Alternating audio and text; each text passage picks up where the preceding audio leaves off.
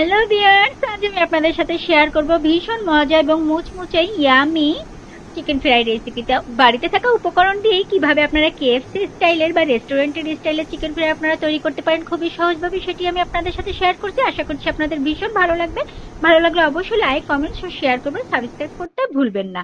প্রথমে দেখিয়ে দিচ্ছি, আমি এখানে 2.5 কেজি ওজনের এখানে আমি ব্রয়লার চিকেন নিয়ে নিয়েছি। তার মধ্যে আমি 1.5 চা চামচের মতো রসুন বাটা, 1.5 চা চামচের মতো আদা বাটা এবং 1/2 চা চামচের মতো এখানে গরম মশলার গুঁড়ো আমি দিয়ে নিচ্ছি, পরিমাণ মতো কিছুটা লবণ এবং 1.5 চা চামচের মতো লাল মরিচের গুঁড়া, 1.5 চা চামচের মতো সয়া সস দিয়ে এটিকে আমি ভালোভাবে হাত দিয়ে মেখে আমি এটিকে মেরিনেট করে রেখে দিব 2 ঘন্টার জন্য। আপনাদের যাদের হাতে সময় আরো বেশি থাকবে আপনারা এটি চাইলে ওভারনাইটও মেরিনেট করে রাখতে পারেন। তো আমি 2 ঘন্টার জন্য রেখেছি মেরিনেট করে। তো ভালোভাবে মেরিনেট করা হয়ে গেলে এর মধ্যে এখন আমি একটু কাগজি লেবু দিয়ে দিচ্ছি।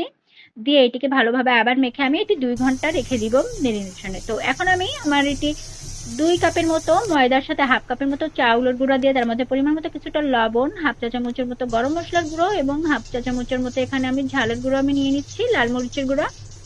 এটিকে ভালোভাবে একটু মেখে নিচ্ছি। এখন আমি মেরিনেট করা মাংসগুলো একে একে উঠিয়ে আমি এটিকে, দেখতেই পাচ্ছেন, আমি চাউলের এবং ময়দার যে মিশ্রণটি সেটি দিয়ে ভালোভাবে হাত দিয়ে চেপে চেপে আমি চিকেনের গায়ে এটি কোট করে নিব। এই কাজটি কিন্তু আপনারা ভালোভাবে ধীরে সুস্থে করতে হবে, চেপে চেপে লাগাতে হবে। এবার অন্য একটি বাটিতে আমি পানি নিয়ে নিয়েছি, তার মধ্যে এখন আমি চিকেনগুলো পানির মধ্যে ডুবিয়ে রাখবো। দেখতে পাচ্ছেন যে ফাঁকা ফাঁকা অংশটি যেটি ডোবেনি সেটা আমি একটি স্প্যাচুলার সাহায্যে, একটি স্পুনের সাহায্যে আমি এটিকে ভিজিয়ে দিচ্ছি।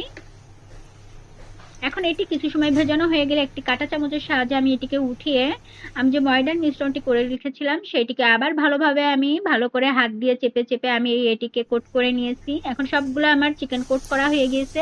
অন্য একটি প্যানে আমি তেল গরম, পরিমাণ মতো কিছুটা তেল গরম করে তার মধ্যে একে একে সবগুলো চিকেন ছেড়ে দিচ্ছি।